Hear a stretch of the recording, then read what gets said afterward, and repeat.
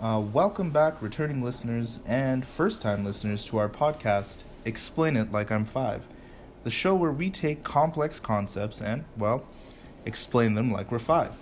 As always, I'm your handsome host, Alex Duchek, and today we have leading expert in extreme climatic conditions, Georgina Palmer. Dr. Palmer, thanks for joining us today.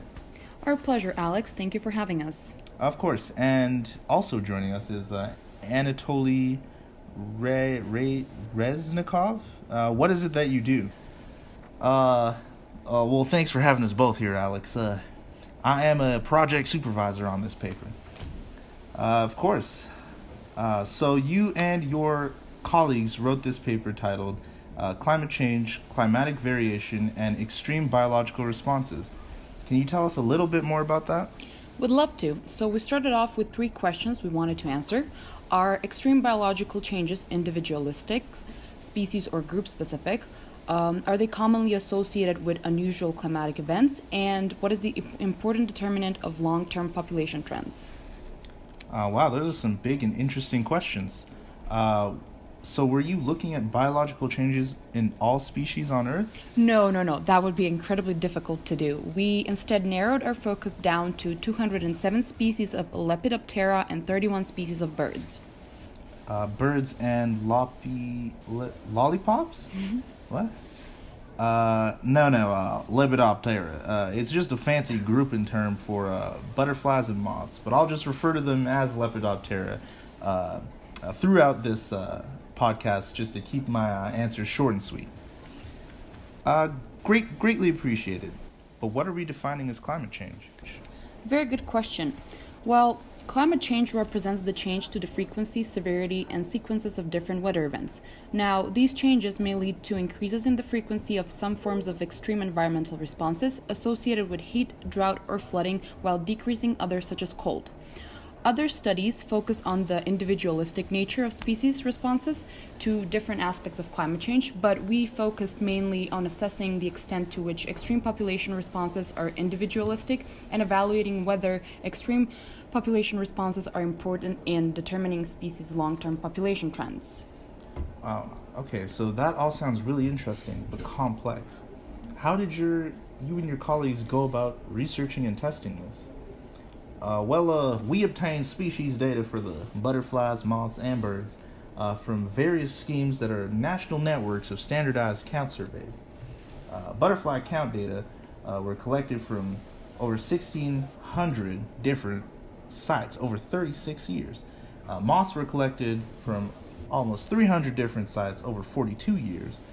The climate data was attained from griddled climate data from 1965 to 2011 from the UK Met Office website.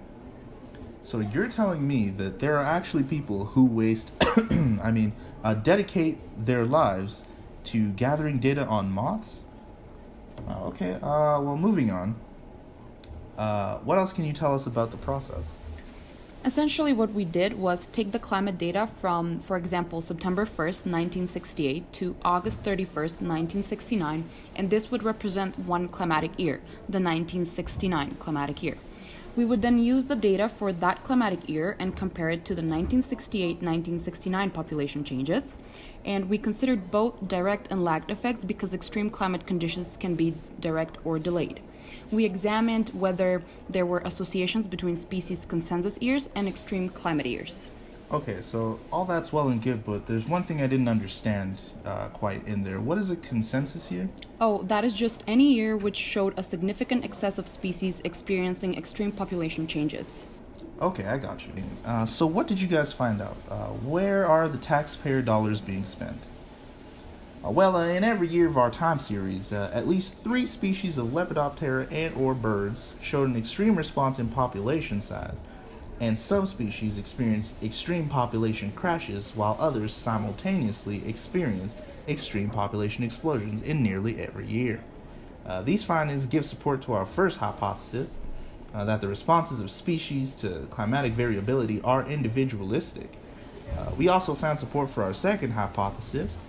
Population crashes tended to be more frequent than the population explosions during periods of rapid climate change. Thirdly, we did find that there were 6 statistically unusual consensus years when many species experienced extreme population changes, and we obtained support for the hypothesis that these events were associated with climatically extreme years. Finally, we found only limited and weak support for the hypothesis that long-term population trends are correlated with extreme population responses, probably because the processes that are operating in most years are usually more important determinants of long-term trends than are rare extremes. We concluded that extreme population events are individualistic, despite occasional consensus years, and are likely to be linked to climatic extremes, but that these extreme events are only weak predictors of long-term population trends for the taxa we consider. Okay, so you just said a lot of that I'm not sure I understood, but let me try to break it down for the listeners, and you can tell me if I'm right. Sure thing. So you found that extreme biological responses are individual based on different species experiencing population explosions and crashes simultaneously. You also found that due to extreme climatic events, population crashes were more frequent and more severe than population explosions. That's right. And finally, you found very weak evidence to suggest that extreme climatic events are predictors of long-term population trends and are instead linked to the very processes that cause those extreme events, and that we should care about this because these processes are made worse by human-caused atmospheric pollution. Well, hot diggity, I think he's got it. Oh, that's all well and good, but that's all the time we have for today, unfortunately. But thank you both for coming on the show today to discuss extreme climate events and their impact on population changes. Of course, Alex. When do you think you'll have us next? Tune in next week where we discuss. Actually, it's just the one episode, right? The project's done. Great, now I can get the out of here. Seriously, spend their lives on moths? I thought geology was a waste of time. Are we still rolling?